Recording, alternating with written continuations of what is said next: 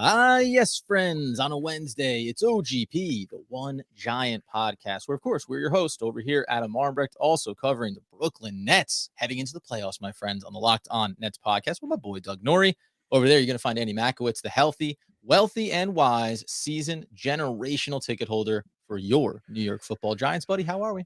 Oh, I'm doing good. My son's still sick at the house, but the nice thing is spring is upon us, Adam. It done Right sprung. around right around I live a mile or two from MetLife Stadium. It's about 70, 72 degrees and sunny. It feels like we're finally out of the throes of winter, and that gets me excited because that means NFL draft time, my friend. It feels like these are famous last words. You're treading on very thin ice, ironically, in springtime. That'd be a good thing, but we'll see. You never know. A 45-degree day is just around the corner in this wacky world that we live in. But on the New York Football Giants side of things, we said we're dialing up, as you say. The draft is just around the corner. There's a lot of positions of need. We know at the top, offensive linemen, edge rushers, maybe cornerback there as well. The key needs are already at the list. It's how do you fill out the other positions that the New York Football Giants are going to want to address in this draft? We talked about wide receiver last time around. Now we're going to take a look over at the safety room, my friends, and we start inside the building just like we did last time. Current state of the roster, essentially, we know that we're going to have Julian Love and Xavier McKinney in the building. No longer in the building will be Jabril Peppers and Logan Ryan. Let's just start there quickly on just departed players at the very least, right? Like we have two less bodies in the room, that one with injury, one was there contributing, and Ryan. These are guys that mattered to this team over the last couple of seasons. Well, I mean, it's interesting if you go on ESPN or you go on Giants.com and you look at the depth chart at safety, it's just those two guys. It's literally McKinney and Love and nobody else. And so when you look at that, you're like, whoa, Giants are going to be going into either free agency, secondary market, or the NFL draft with a position of need, because if one of them gets hurt, you need to have someone behind them. And we currently don't have that. I think Jabril Peppers was a tough one for the Giants to lose. You heard some of the comments since he's interviewed with New England. He said, I wanted to go where Joe Judge went, which was not surprising because the players did like Joe Judge. Like you've heard it from a lot of different people. It's also the reason why Patrick Graham decided to maybe leave the Giants, is because of how, Joe Judge got treated. So for whatever we saw on the field, these players were feeling a little bit different. And then, Logan Ryan, it's still a little bit of a head scratcher to me how the Giants saved almost no cap space and released him, and he essentially just signed with Tampa Bay for next to nothing. But maybe the Giants are just going in a different direction. Why hold on to someone that's not in your future plans? Yeah, I think that's all that it comes down to. We said coming into this offseason, there's a lot of difficult choices that we're going to have to get made. Where are you going to save money and sacrifice dead cap, etc.? When it came down to it, Logan Ryan, from a number of different factors, with a new defensive coordinator, obviously, in Wink Martindale, wasn't going to be a part of it. When we look inside the building at Love and McKinney, you said you look at the depth chart and you go, there's only two guys on that list. We'll get to McKinney in a second because he's obviously the talented young player that we're really excited about if you're a Giants fan. I'm going to tell you this right now. Julian Love, who's been versatile, played at a number of different spots here over the last 3 seasons, but going back to last year, he played 610 snaps on defense, good for 52% of the defensive snaps. Played 273 on special teams, 62% of those special teams reps. That's what Julian Love is first. What he is second is a backup, rotational, situational player that you can certainly utilize inside of the defensive scheme for Wink Martindale. I like him. This is a like, don't love, right? He's a good player, ironically.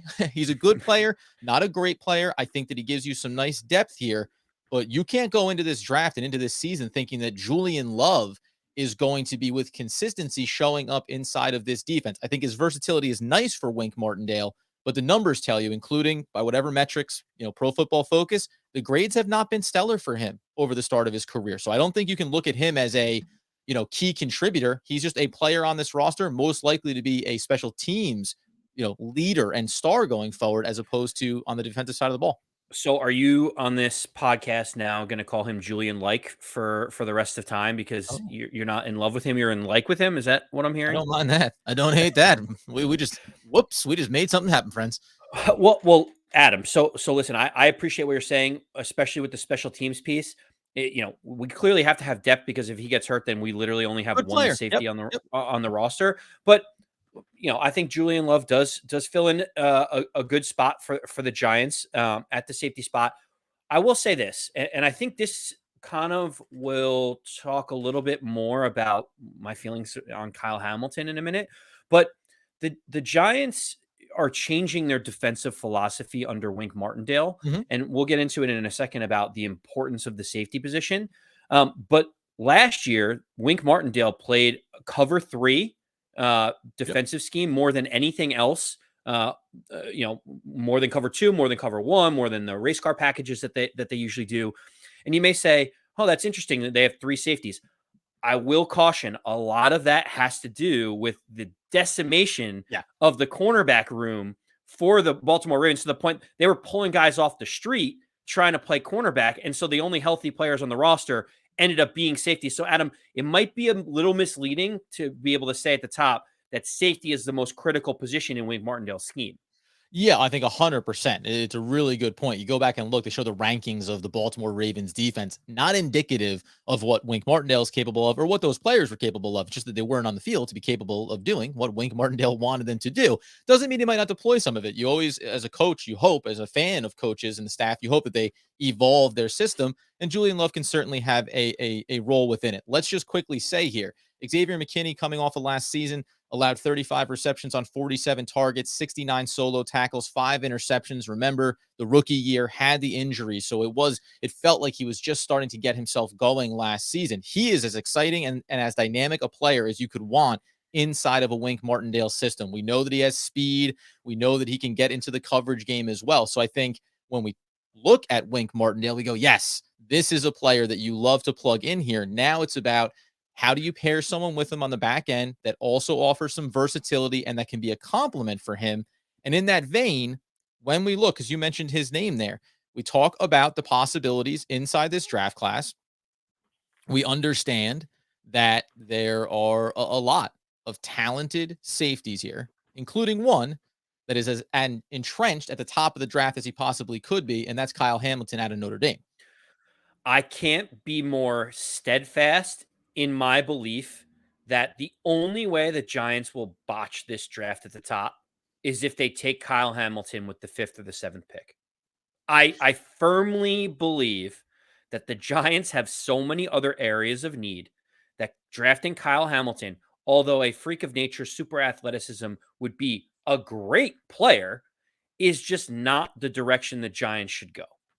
Yeah, I don't think there's any disagreement there. It's funny. We're going to talk about the draft overall here, but everyone speculated on the trade down scenarios for the New York Football Giants. I think the way that you end up there is if some of the edge rushers like Thibodeau and Sauce Gardner, we'll get into cornerback later on before we get to the draft. If those players are gone and you can get one of those offensive tackles that you like at the top, now the trade down becomes possible because I wouldn't look, including Kyle Hamilton, at any of those other players around there and say, oh, they're still high value, right? You could be at 7 and say an edge rusher is there. You could say a cornerback. You could convince me of a lot of different opportunities, maybe. But when you start to get to safety, because we know the price tag that's associated with a high draft pick, the value of that position, you really need to then look and say, can we increase our overall draft value by trading down? The funny thing is, and I agree with you. You don't have to. The soapbox is secure, Andy. You don't you don't need to get up there too hard and heavy, but it's good though because you've been on that, by the way, since day one, right? Like I spent some time just tinkering with the idea. Maybe Kyle Hamilton could be sexy. We don't know for sure. But the funny thing is, not unlike a lot of positions in this draft class, we talked about wide receiver, there's some real options as you move back. And the funny thing is, just like maybe I'll ask you this, just like Kyle Hamilton, when you start to work your way towards the back end of the first round and into the top end of the second round, there's a handful of players there. Draxton Hill, who's going to be transitioning out of Michigan from cornerback, better suited at safety at the pro level. He's a guy that I'm not particularly high on, but he's in and around the back end of the first round, start of the second. Two players that I think are very exciting just from a prospect standpoint are going to be Jaquan Brisker out of Penn. And then, of course, you have Seen out of Georgia. These are guys like just when you read them on paper, Brisker's a guy that can play free safety or strong safety. He's a natural leader. He has all the measurables. So does Seen. Like all of these dudes. And I'll just quickly say on Seen because I saw this quote coming out of it. His coach at college said, listen, he is a He is an has extremely good speed, extremely good toughness. He has ball skills, good size. He's a tough football player. When you design a safety, he's got all the qualities and he's really been a student of the game. I'm just going to couple it with it because we like feel good stories. When he was asked about what pushes and drives him, those two people are my why, referring to his mother and to his daughter. When things get hard, I push myself because I know the things my mom has been through, the things she's done for me, and she never complains. She just keeps pushing through. And my daughter, I'm going to run through a brick wall for her. When you hear things like that about some of these prospects, Andy, it gives you that little tingle, maybe at 36. And the funny thing about them is Brisker was maybe at the top of the second round. Now it looks like he's pushing right into the first round. Maybe Scene would fall there. But does your same philosophy apply when you talk about Hamilton at the top, the way you may look at guys at the back end of the first and top of the second round? So you touched on Jaquan Brisker. I love him. I love him. There's not much that I don't like. They say like he can 6'1", kind of 203, like just to give you some of oh, the sexy measurables on this kid. he's easily a top 3 athlete at the safety Yeah. position in this draft. And I love everything you said, his determination, like what's his North Star. They say he can get caught out a little bit in coverage. He can be ball watching a little bit too much. And, he's a down the line, downhill, guy. I like him a lot. But Adam, I fall into the same thing that I do with Hamilton, as you mentioned. I just think it's too high to draft a safety. We already spent a second round pick on Xavier McKinney. That's worked out great. Let me just give you a couple of stats here. So we know that Wink Martindale comes from Buddy Ryan's system in Baltimore, which is all about pressure. They love getting pressure and making decisions happen quickly for the quarterback. Pressure. Yes. And so shout out to Big Blue View, who a couple months ago put out a really good article about what to expect out of Wink Martindale's system. And there's some really good nuggets about that. Ravens played cover 0, which means 0 safeties are on the field. On third down, they did it 14.4 times percent of the time. And on fourth down, they did it 38.9% of the time. So on third and fourth down, they're basically bringing pressure with linebackers in a NASCAR position or more edge rushers and not even having any safeties on the field, right? Right. Then think about, obviously last year was an anomaly for the Ravens, and that's why they fell apart. Wink Martindale's preferred system is cover 1, which means one safety is on the field at all times. That is his preferred method. That's what he would like to run if all things are equal and all players are healthy. So it means that we already have that cover 1 guy in Xavier McKinney, right? So like for me, being able to go reach for a safety that may or may not even be on the field 30% of the time of the game in the second round when we have clear other areas of need, to me is the biggest challenge. It's not the player, it's the position and the scheme that Wink Martindale wants to run. Anything that's really good points to make around how frequently will you be utilizing these guys. Now, you'd like to say any coach worth his weight is going to utilize his best talent and figure out a way to maximize that. And yet, when you are going to be bringing pressure, you know where that's going to be coming from primarily up front, off the edge, and then it's going to put you in some of those single high safety looks more often than not. Do you think at all, just before we talk about some of these 67, 81, 112 kind of prospects where the Giants could still get a quality player, do you think that there's any preparation from the Joe Schoen, Brian Dable regime of this is year number 3 for Xavier McKinney, right? He's a second round pick. So he has this year and then next year before he's going to be up for a contract. Do you think that the Giants could be willing to maybe quote unquote overdraft at a certain spot, knowing that we're only a couple of years away from paying or not paying Xavier McKinney? Or even if that was the philosophy, would you say, but that's next year's draft then, if you were thinking that way, you bring someone in as McKinney's entering his final year? Yeah, I don't think this is the year to do it, even though Xavier McKinney is entering his third year. We always had the franchise tag, which will pay him at, top dollar at the safety position. But if it's $10 million, and he's still performing and he's 25 years old and you love him as your future, you actually have 3 years of team control theoretically before you really have to make a commitment. So for me, I'm still, I think there's so many other areas when you have someone like Xavier McKinney, such tremendous talent under team control for 3 years. I think you probably start looking, and at least in my opinion, in the first and second round at other areas of need. Let's talk about a little bit deeper in the draft then. We mentioned some players. We talk about wide receiver, 67, a time when you thought 36 is not too high to go wide receiver, right? But when we talk about safety position, just a tip of the hat here to Kirby Joseph, considered to be out of Illinois, considered to be a seen light type of player. The knock on him, or just a question mark on him, is he doesn't have a lot of reps. He wasn't a 3-year starter at college, but he seems to have kind of all of those measurables there. It's funny, man. We always say you combine, you look at the write-ups on these players, you look at the measurables, you look at the combine, you go and watch a little bit of tape.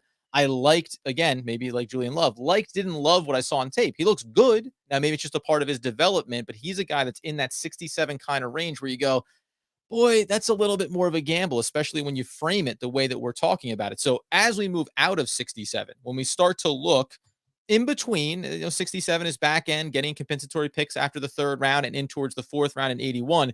Who is your guy that you think maybe is worthy of getting into 81, even all the way to 112, being that next pick there, 4th, 5th round kind of area? That maybe would be a value. Let's put it that way, right? Because we're talking about middle rounds. Value pick for the Giants that could develop into a nice contributor. Yes, full disclosure, as we talked about before, Jaquan Disclose Brisker, yourself.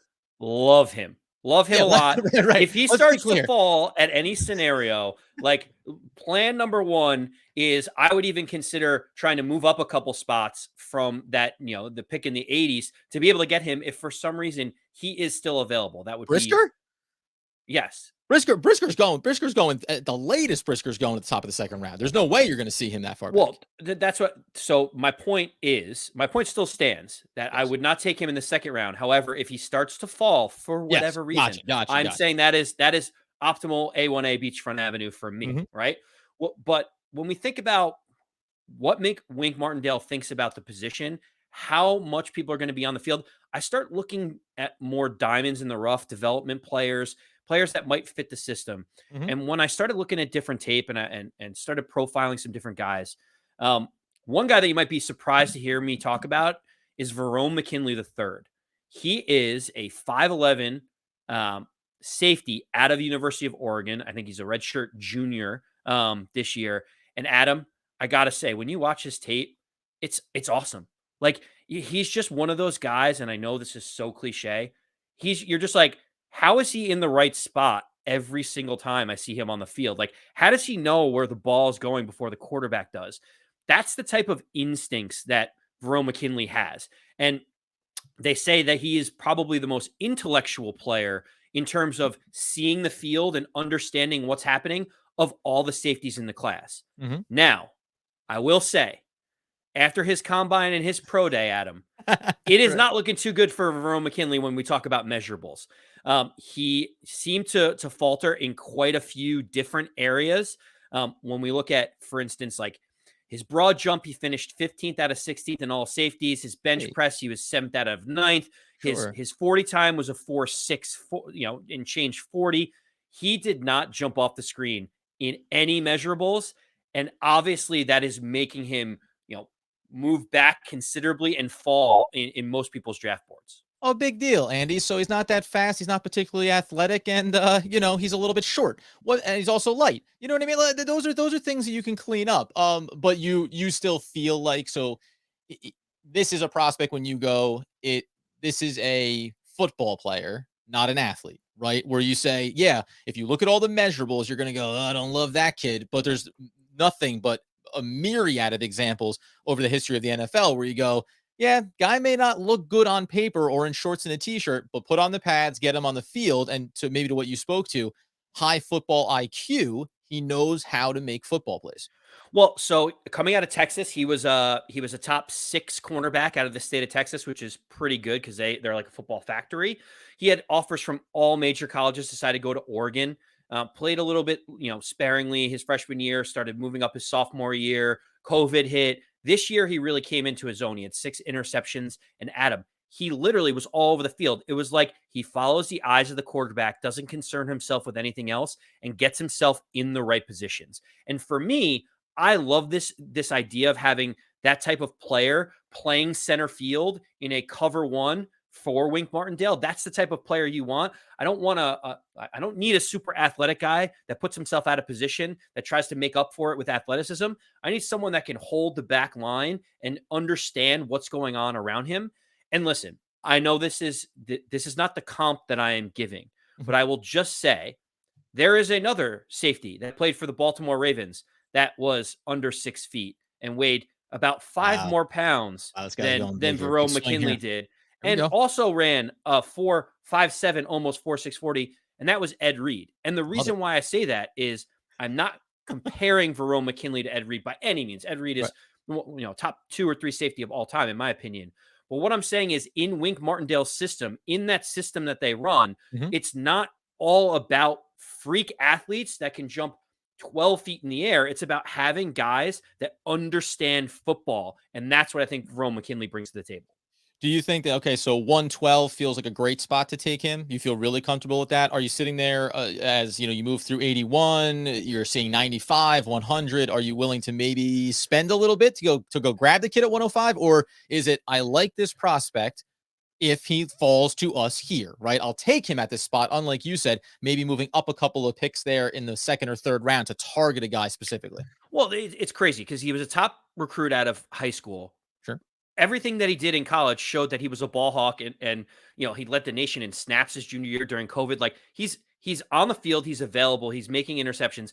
Going into this, it was projected he could be a mid second round pick. Then all of a sudden the combine, the pro day comes to like measurables, terrible. Now like NFLDraftBuzz.com is saying he's projected to be a 5th round pick. So Yep. he's dropped 3 rounds after he's had all this tape on him from playing in college. For me, I think that 112 is probably where I start looking at him. Right. I hope that he would be there at 147. That's obviously the Okay. ideal spot. If we could trade back up into, the early 5th round or the late 4th round to be able to get him and not give up that much capital, I think that's a great spot for him to land. Right, 125, 130. You Right. make a marginal move there, but I like that though. And it's your listen. We've talked about how you have to combine all this information, and really what it indicates to me is, remember, college to the pros. When you get to the pros, everybody is an athlete, right? Everybody is good at what they do. So sometimes the tape can look a little more impressive for a guy that has some areas of weakness. Well, Adam, and let's just remember when we're talking about a 4th or a 5th round pick, there are reasons why they're not a 1st round pick, We right? call Like, those dart throws, friends. yeah, well, exactly. Like, he doesn't have the size of Kyle Hamilton, or he doesn't have the athleticism of Brisker, but he plays a different way. You have to be willing to accept those deficiencies in order to be able to think about how you want to complement your team. And I'm going to tell and you think right now because I Yeah, I like was it. going to say, in speed, in that vein, we can't just talk about the top 1 or 2 safeties. You touched on Brisker and Hamilton and Seen and those guys. Is there anyone that you're thinking about as we think about what fits Wink Martindale's scheme later in the draft that you have your eye on? Yeah, listen, so I'm going to quickly touch on a guy at 81 that would be a really, I think, great pickup for the New York Football Giants. Ironically, I'm starting to have this theme around Cincinnati because it's Bryan Cook, who, man, you talk about wanting to complement the guys that you have on the roster. You want to complement Xavier McKinney, 6'1". You talk about some of the measurables, right? A 4.640. That's not exactly anything you want to write home about, but it's 6'1", 210. Again, high football IQ players regarded as being a smart player on the field, and he's also regarded as being a bit of a thumper. He lays the wood. It's some of the characteristics when we look at a seam, when we look at a Brisker, you go, yeah, I like that these guys can play physical. That's what Cook gives you on the field. He also, as reported, and starting to watch a little bit more tape on him as we get towards the draft, smooth in his back pedal, good at change of direction, not too tight in the hips. So there is also coverage ability there. But when you think about Xavier McKinney, we talk about single high safety. Well, he's athletic, rangy, fast. But what about when you work maybe the 2 safety looks? What about when you want to bring a single safety and you're worried about a short yardage run play? This is a guy that I think could really complement. And I'd feel very comfortable taking him at 81. It looks like maybe he's been going up and down a little bit right now over on Draft Buzz. 86, 87 is his target. So if he's there at 81 and you've addressed the needs ahead of him, I like him. I would feel really good about it. But I'm going to go deeper here. I've been all over this board, by the way. Cam Taylor-Britt out of Nebraska, another strong player that when you watch his tape, I think he falls a little bit in line with what you're talking about with McKinley, where you go, just kind of jumps off the page at you. It looks like he's making all the right plays. I like him. But man, Leon O'Neal Jr. out of Texas A&M. You just mentioned how Texas is a bit of a factory there. 6'1", 211. Again, this is a guy that goes far later down. We're talking about targeting him at 147. Maybe would he be there at 170-ish? Probably not. Could you do what you talked about? Move up into the 150s, maybe to go pick this kid up? I think so. And when you take a look at like the measurables and the instinctual skill set that you're getting out of some of these players, he to me, as I have his couple of little bullet notes on him, he's lean, he's quick, he gets downhill. It's reported in the scouting that he's not a great tackler and can get bumped off going down to make those plays in the box. From everything I watched on tape, he gets the job done. He plays with his head up, looks to go and pursue it, has great downhill instincts supporting in the run game. Like, it says he's not good in the run game, but when I watch it, he looks pretty darn good in run support, also has coverage ability. I think this goes in the same line with you with McKinley.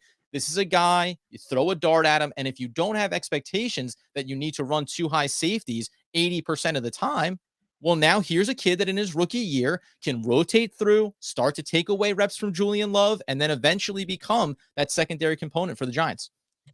I am an enforcer. I attack the ball.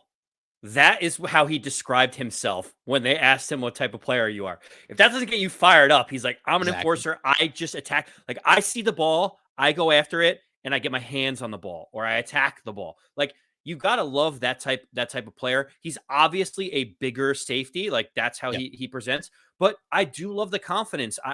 It feels like the Baltimore Ravens defense has had that swagger that he has. He's tweeting out, like, even yesterday, I think it was. He was like, I'm going to be the biggest steal in the NFL draft. Like, Yeah. that's what he's saying about himself. And so in that vein, Adam, where do you think the Giants would be best suited to be looking at him? Is it in the fourth round? Is it like, where is he projected to go right now? And where do you think the Giants can get him? Yeah, I would take, I mean, listen, 140, like, again, like 147 would feel fine for me. Like, I don't think there's any world. Like, he feels like a guy that even though he could go as low right now, when you look at him, and I'm trying to pull up what Draft Buzz has on him for where he could possibly land, but he's listed behind when you talk about the products out of Oregon. 27th is McKinley overall in the DB, safety and cornerback room. You have O'Neal Jr. as the 32nd prospect on the board. So wherever you think that you're looking at McKinley, and he's been dropping a little bit, so 147, 130, like if you're there at 147 and O'Neal's on there, this would feel like a mid-round steal. I mean, if I moved up a little bit, I would go into the 120s, into the 130s to get a prospect like this. I'm not saying I'm going to trade up the assets to go get him, but I think the value is there for a player like this. So 147, I would be locked in to take him, let alone, depending on what you address, do I think that he's a kid that can rise enough as he's currently listed? Listen, he's currently listed at 167. Okay. So I'm giving you the context. So I think 147, that's maybe as high as I would go for him. I'd be ecstatic if he fell at 171, but 147, I'm comfortable with. I want to go any higher than that. That's where I feel great. And I think you get arguably a half a round better in talent and value than where you're getting him at 147. So to that question, when you talk about talent and value, let's Mhm. say Brisker is available for the Giants in the second round, or you can pass on him with the idea of looking at someone like, Leon O'Neal Jr. later in the draft. Do you put as much credence into the Wink Martindale system as much as I do, or do you feel like, man, some of these freak athletes at the top of the second, like, look at how well it worked out with Xavier McKinney? Yeah, I think, see, and again, it's like, look how well it's out with Xavier McKinney, but you might go back and say, should the previous regime have been looking at other possibilities there at the top of the second based on needs? And so much of this is going to be predicated on what happens at 5, what happens at 7, right? We all understand offensive tackle is a big need here. Do they trade back from 7 potentially if a Thibodeau isn't there, if a Gardner isn't there? Now you have an extra asset. So picking a safety at 36 is totally reasonable if you also have another 60 or 70 coming in there with you to be in between 67 and 81. Now you have an extra piece to go get something. If you get Sauce Gardner at 7 by some stretch of the imagination, well, now you don't have cornerback on the board. So you could elevate safety. But if you haven't gotten your cornerback, that has to take precedent at 36 because we assume that at some point James Bradbury is going to be gone here. So it's so hard, man. If you tell me that I'm inside the Giants quote unquote war room and they have Brisker as a top 25 prospect and he's there at 36, well, we know, right? Best player available. If you're stealing first round talent, you can make the case for me but you have to look at what other needs you have and maybe where you have players like we'll get into cornerbacks, Kyler Gordon, right? He's going to be one of those cornerback targets that you may need to go attack at the top of the second round to make sure that you fill that need. As we talk about and the way you laid it out inside of Wink Martindale's system, well, we know what's important. Could be a lot of single high safety, a lot of man press coverage on the outside. You need to have another, what we think could be lockdown corner across from Adoree Jackson. So that is precedent number one. We know edge rusher, we know offensive lineman, and then wide receiver and linebacker. There's a lot of needs there. Safety cannot be listed as the number 3 automatic or number 4 automatic need on this roster. Yeah, and Adam, the other piece of it, I Jacked up. think, I know you're jacked up, and we can maybe close this out at at the end of the day on this. What I'm realizing more and more is based on our scheme and based on our talent on our roster, there is probably other areas, at least I feel, that at the top of the draft we're going to have to address. I love Xavier McKinney, and I think in that cover one situation, he's going to be the guy. Julian Love can be serviceable in replacement. I'm looking towards the back end of the draft, knowing this race car package that Wink Martindale likes to run sometimes has 4 linebackers sitting across the middle of it. I'm actually now more inclined to be looking at the linebacker position earlier than looking at the safety position. Well, by the way, friends, we let you know you can check us out on YouTube, subscribe to the channel, get the podcast wherever you get those needs fulfilled. It's incredible. We didn't talk about a pre-show. I think we'll take a look at linebacker next and why, in a potential trade down scenario in the first round for the New York Football Giants, they can start to speak to exactly what you're saying, Andy. Filling in real athletic stud sideline to sideline linebackers, something that the Giants just flat out have not had enough of and could be even more valuable inside of Wink Martindale's system. So we will get into that. We've given a number of good prospects, though, to think about here. Middle to back end of the draft here maybe is where Andy and I are starting to line up on getting value while addressing other areas of need. And you can tell, friends, we're starting to build out our draft board here. As we get closer, we'll lay out where our prospects have been and where we lock in to make the New York Football Giants a competitive and, nay, dare we say it, playoff competing team? Dirty words in the mouth of Giants, but why not, friends? And in the meantime, as Andy Makowitz would want, need, and nay, demand you, the people, know. As always, let's go Big Blue.